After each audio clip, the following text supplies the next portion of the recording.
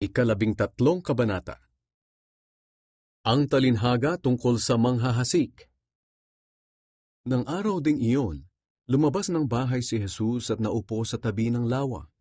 Napakaraming tao ang nagtipon sa paligid niya, kaya sumakay siya sa isang bangka at doon umupo, habang ang mga tao na may nasa dalampasigan. Marami siyang itinuro sa kanila sa pamamagitan ng mga talinghaga o paghahalintulad. Sinabi niya, may isang magsasakang naghasik ng binhi. Sa kanyang paghasik, may mga binhing nahulog sa tabi ng daan. Dumating ang mga ibon at tinuka ang mga binhing iyon. May mga binhi namang nahulog sa mabatong lugar, kung saan walang gaanong lupa. Mabilis na tumubo ang binhi dahil mababaw ang lupa. Ngunit natuyo rin ito nang masikatan ng araw, at dahil hindi malalim ang ugat, namatay ito. May mga binhi namang nahulog sa lupang may matitinik na damo. Lumago ang mga damo at natakpan ng mga tumubong binhi. Ang iba na may nahulog sa mabuting lupa, lumago at namunga. Ang iba'y napakarami ng bunga, ang iba'y marami-rami, at ang iba na may katamtaman lang. Kayong mga nakikinig, dapat ninyo itong pag-isipan. Ang layunin ng mga talinghaga. Pagkatapos, lumapit kay Jesus ang mga tagasunod niya at nagtanong, bakit po kayo gumagamit ng talinghaga sa pagtuturo sa mga tao? Sumagot si Jesus, ipinagkaloob sa inyo na malaman ang mga lihim tungkol sa paghahari ng Diyos, pero hindi ito ipinagkaloob sa iba. Sapagkat ang taong sumusunod sa narinig niyang katotohanan ay bibigyan pa ng higit na pangunawa. Ngunit ang taong hindi sumusunod sa katotohanan, kahit ang kaunti niyang naunawaan ay kukunin pa sa kanya. Kaya nagsasalita ako sa kanila sa pamamagitan ng talinghaga, dahil tumitingin sila pero hindi nakakakita, at nakikinig pero hindi naman nakakaunawa. Sa kanila natupad ang sinabi noon ni Isaias, makinig man kayo ng makinig, hindi kayo makakaunawa. Tumingin man kayo ng tumingin, hindi kayo makakakita. Dahil matigas ang puso ng mga taong ito. Tinakpan nila ang kanilang mga tainga at ipinikit ang kanilang mga mata. Dahil baka makakita sila at makarinig at maunawaan nila kung ano ang tama at magbalik loob sila sa akin at pagalingin ko sila. Ngunit mapalad kayo. Dahil nakakakita kayo at nakakaunawa. Sinasabi ko sa inyo ang totoo. Maraming propeta at matutuwid na tao noon ang naghangad na makakita at makarinig ng nakikita at naririnig ninyo ngayon. Pero hindi ito nangyari sa kanilang panahon. Ang kahulugan ng talinghaga tungkol sa manghahasik. Pakinggan ninyo ang kahulugan ng talinghaga tungkol sa manghahasik. Ang tabi ng daan kung saan nahulog ang ilang binhi ay ang mga taong nakinig ng mensahe tungkol sa paghahari ng Diyos, pero hindi nakaunawa. Dumating si Satanas at inagaw ang salita sa kanilang puso.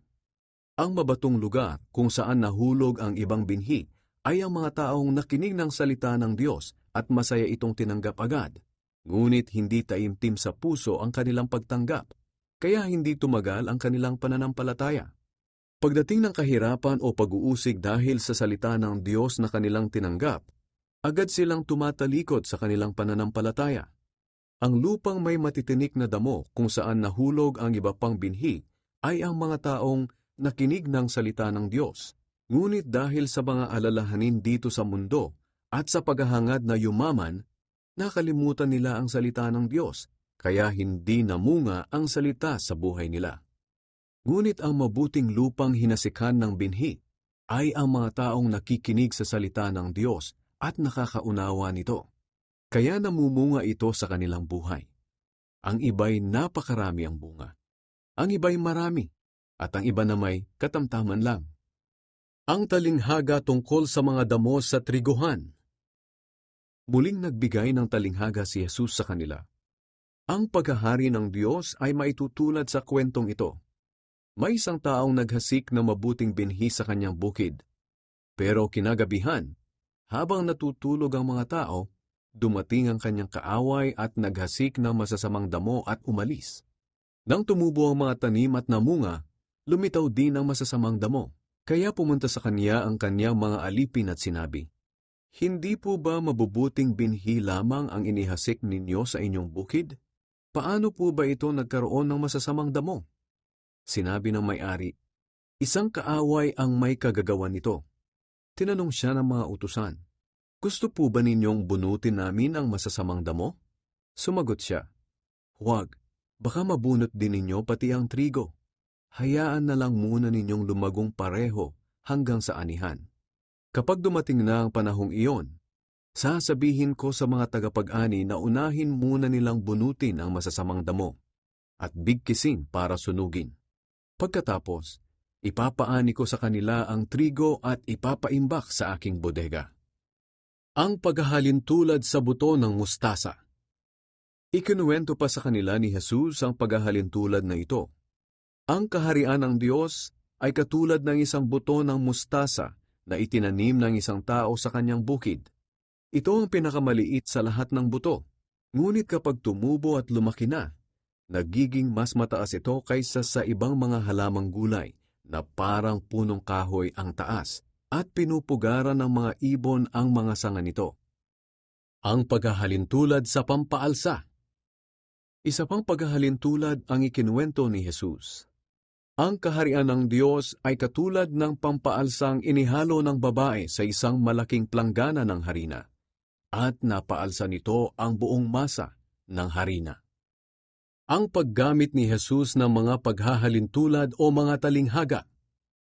Gumamit si Jesus ng mga paghahalintulad o mga talinghaga sa lahat ng kanyang pangangaral tungkol sa paghahari ng Diyos.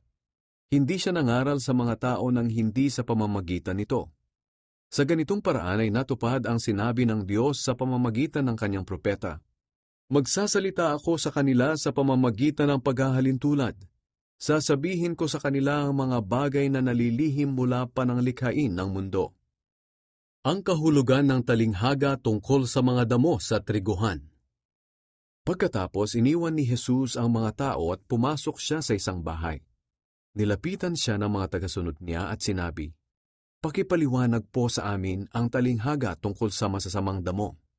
Sumagot si Jesus, "Ang naghasik ng mabuting binhi ay walang iba kundi ako na anak ng tao. Ang bukid ay ang mundo, at ang mabuting binhi ay ang mga kabilang sa kaharian ng Diyos.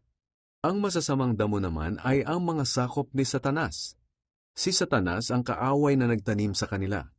Ang anihan ay ang katapusan ng mundo, at ang tagapag-ani ay ang mga anghel. Kung paanong binubunot at sinusunog ang masasamang damo, ganoon din ang mangyayari sa katapusan ng mundo. Ako na anak ng tao ay magpapadala ng mga anghel at aalisin nila sa aking kaharian ang lahat ng gumagawa ng kasalanan at nagiging dahilan ng pagkakasala ng iba.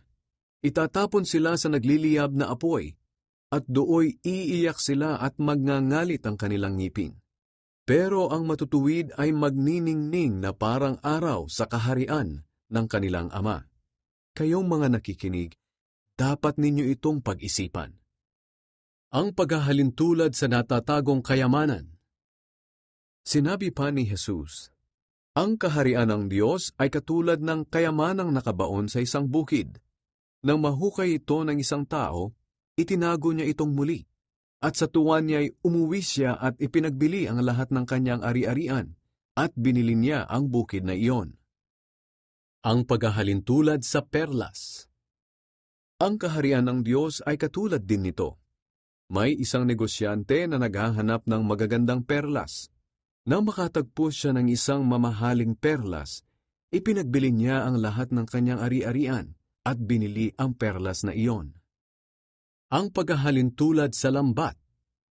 Ang kaharian ng Diyos ay katulad din ng isang lambat na inihagis ng mga mangingisda sa lawa at nakahuli ng sari-saring isda. Nang mapuno ang lambat, hinila nila ito papunta sa dalampasigan. Pagkatapos, naupo sila para pagbukod-bukurin ang mga isda. Ang mabubuting isda ay inilagay nila sa mga basket, at ang mga walang kwenta ay tinapon nila. Ganyan din ang mangyayari sa katapusan ng mundo. Darating ang mga anghel at ihihiwalay nila ang masasama sa matutuwid. Itatapon ang masasama sa nagliliyab na apoy, at dooy iiyak sila at magngangalit ang kanilang ngipin. Pagkatapos, tinanong sila ni Jesus, Naunawaan ba ninyong lahat ang sinabi ko? Sumagot sila, Opo. At sinabi ni Jesus sa kanila, Kaya nga, ang bawat tagapagturo ng kautusan na naturuan tungkol sa kaharian ng Diyos ay maitutulad sa isang may-ari ng bahay na maraming ari-arian sa bodega niya. Hindi lang ang mga lumang bagay ang kanyang inilalabas sa bodega, kundi pati ang mga bago. Hindi tinanggap si Jesus sa Nazaret. Pagkatapos mangaral ni Jesus sa pamamagitan ng mga talinghaga ay umalis na siya. Pumunta siya sa sarili niyang bayan at nangaral doon sa kanilang sambahan. Nagtaka sa kanya ang mga kababayan niya. Sinabi nila, Saan kaya niya nakuha ang karunungang iyan at ang kapangyarihang gumawa ng himala? Hindi ba't anak siya ng karpintero? Hindi ba't si Maria ang kanyang ina at ang mga kapatid niya ay sina Santiago, Jose, Simon at Judas? Hindi ba't ang lahat ng kapatid niyang babae ay dito rin nakatira sa atin? Saan niya nakuha ang ganyang kakayahan? At hindi nila siya pinaniwalaan. Kaya sinabi ni Jesus sa kanila, Ang isang propeta ay ginagalang kahit saan, maliban lang sa sarili niyang bayan at pamilya. Kaya hindi gumawa si Jesus ng maraming himala roon dahil sa kawalan nila ng pananampalataya sa Kanya.